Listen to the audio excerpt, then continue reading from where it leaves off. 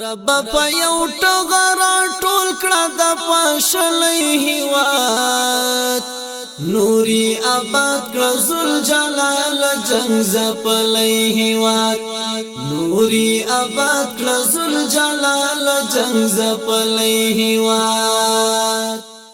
د کونړ ملي رادیو تلویزیون ډیرو قدرمنو اوریدونکو او لیدونکو السلام علیکم ورحمت الله وبرکاته. په دې هیله چې روغ او جوړ بیاست. درنو لیدونکو او اوریدونکو د کونړ ولایت په اسداباد ښار کې د ختیځ زون په کچه جوړه شوې غونډې په اړه د کونړ ملي رادیو تلویزیون ښاغلي امیر سمیع الله تړون سره خبرې کوو. هیله ده چې د خپرونې تر پایه سره پاتې شئ. تړون صاحب په پیل کې راته دا ووایئ چې په دغه غونډه او جرګه چې دایر شوې وه څه وخت پیل شو او څه وخت پای ته ورسېده؟ د غونډې په رابطه درته دومره ویلی شم چې په 8 بجو دغه غونډه د ملي امنیت تر څارنې لاندې د پوهنتون په تالار کې پیل شوه او غونډه د قومونو د یووالي تر عنوان لاندې وه او تر غرمې پورې دغې غونډې دوام وکړه. ستاسو د اټکل له مخې په دغه غونډه کې یا په دغه جرګه کې څومره خلکو ګډون کړی و؟ نو د رسمي ارقامو له مخې خو غونډې ته تقریبا 600 نه تر 800 پورې خلک رابلل شوي، خو دا چې د خلکو مینه د دغه شانه غونډو سره ډیره زیاته ده نو خلک تقریبا 1000 کسانو ته رسېدلي وو چې په هغه تالار کې تاسې شاهد وئ چې خلک نه ځایېدل، ډېر تعداد باندې خلک راغلي وو. ډیره پرمانا غونډه وه، په ولسونو باندې واقعا داسې غونډې ډېر مثبت تاثیر کوي نو دا یو ښه اقدام و او د خلکو هغه لیوالتیا هلته ښکارېدله چې د داسې غونډو څومره مینهوال دي او څومره په پراخه هغه باندې پکې ګډون کوي. بلې د دغه غونډې ګډونوال څوک وو؟ آیا یوازې د امارت اسلامي افغانستان چارواکي ول که نه نورو خلکو هم ګډون کړی و؟ د غونډې ګډونوال ټول ولسونه وو، د امارت چارواکي هم وو، د ولسونه هم وو، د تیر نظام چارواکي هم پکې وو. نو په عموم کې غونډه اجتماعي غونډه وه، د ولسونو لپاره وه، د قومونو د یووالي لپاره وه او هدف یې همدا و چې قومونه په یو ټغر سره کینی او هغه تربګنۍ چې د قومونو ترمنځ پرتې وي هغه حل کړي او یو بل سره نږدې شي، د حکومت سره نږدې شي، د نظام سره نږدې شي. په همدې هدف رابلل شوې غونډه وه او ټولو خلکو پکې په ښه اخلاص ګډون کړی و. بلې ویل کېږي چې په دغه غونډه کې د پخواني حکومت د ولسي جرګې ځینې وکیلانو هم ګډون کړی و. آیا د هغوی دغه ګډون په دې غونډه کې د غونډې د مؤثریت لپاره کوم لامل ګڼل کېږي یا نه؟ اسلامي امارت د ټولو افغانانو ګډ کور دی. په هغې کې که د تیر نظام خلک وي، که ولسي خلک وي، که د امارت چارواکي وي، دا د یو چتر لاندې راټولېږي. په دغې پرونۍ غونډه کې د تیر نظام د ولسي جرګې غړو ګډون کړی و، هغه اوس د دې ولس یوه برخه ده او حق یې دی چې په دغه شانه غونډو کې ګډون وکړي. امارت ورته سینه پراخه ده، په هیچ چا باندې محدودیت نشته او ټول ولس د امارت ولس دی او د امارت جوړ د همدغې ولسونو نه دی. نو دغه شیان خلک چې راځي طبعا په خلکو باندې تاثیر کوي، خلکو ته دا روحیه ورکول کېږي چې د امارت غېږ د ټولو خلکو دپاره خلاصه ده، هر سړی کولی شي چې د امارت تر چتر لاندې ژوند او زندگی وکړي، کار وکړي، غونډې وکړي او د امارت د پالیسۍ او د اصولو مطابق خپلې برنامې په لار واچوي. نو واقعا مثبت تاثیر کوي په ولسونو باندې او هغه څه منفي فکرونه چې د ولسونو سره پیدا کېږي هغې ته یو ځواب هم ویل کېږي په دغه شانه ناستو کې. آیا په دغه غونډه کې د دغه ولسي جرګې له وکیلانو څخه کوم وکیل خبرې وکړې د امارت اسلامي د پالیسۍ په هکله او دارنګ په نورو موضوعاتو؟ ټولو وکړې. څومره وکیلان چې راغلي وو د ولسي جرګې نو هغوی په دې عنوان نه چې دی د ولسي جرګې غړی دی او خبرې به کوي، د یو ولسي وګړي په توګه په دغې غونډه کې برخه واخیستله او د یو ولسي وګړي په صفت یې خبرې وکړې. نو ټولو ښې خاطرې درلودې د اسلامي امارت څخه او هغه غوښتنې چې د ولس له منځه وې هغې د ولس په استازیتوب د اسلامي امارت چارواکو ته ورسولې، واورولې او بلې په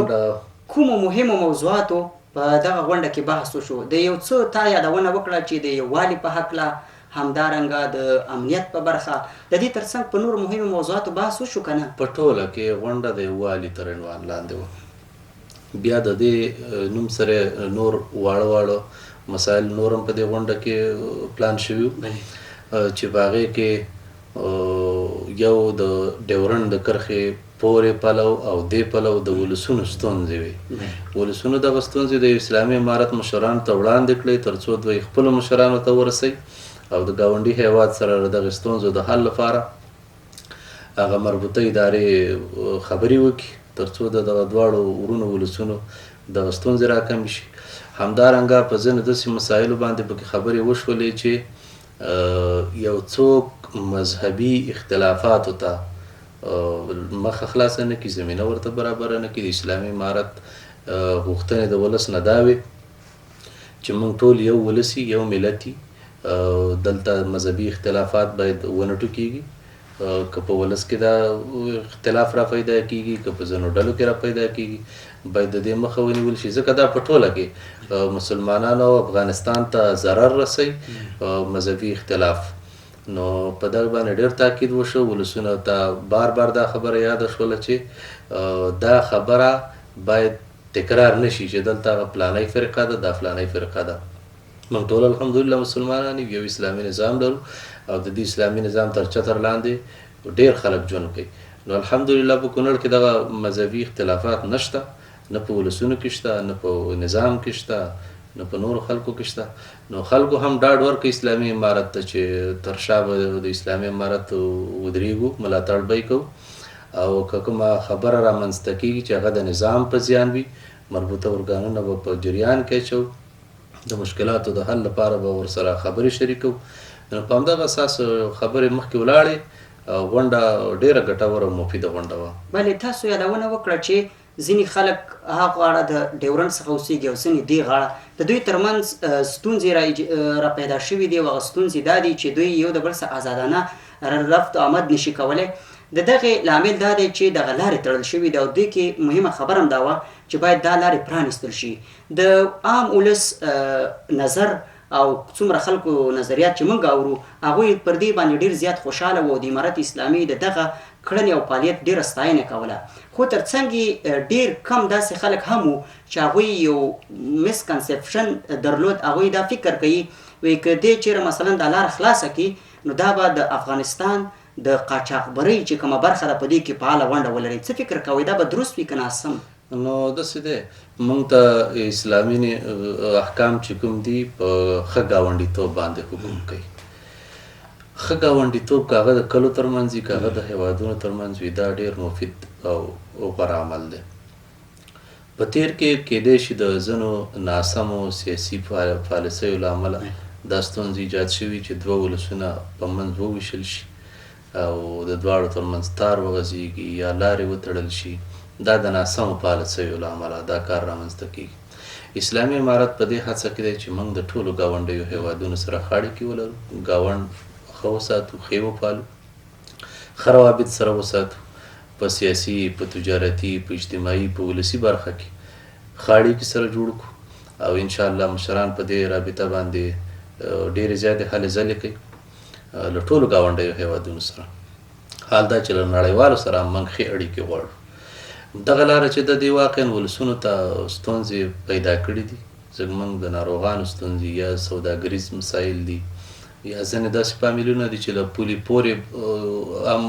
یو کور اوسېږي یو کور د پولې دې بغل ته اوسېږي ترمنځ یې تار غځول شوي تګ راتګ بند دی مړو ودونو ته تللی راتلی نه شي نو دا د ولس غوښتنې وي د ولس ضرورتونه وو د اسلامي امارت نه دا غوښتنې وکړي چې د دې د حل لپاره ګام پورته کړي او اسلامي امارت هم ورسره ژمنه کړې ده چې انشاءالله د ګاونډي هیواد سره به په دې رابطه خبرې کوي چې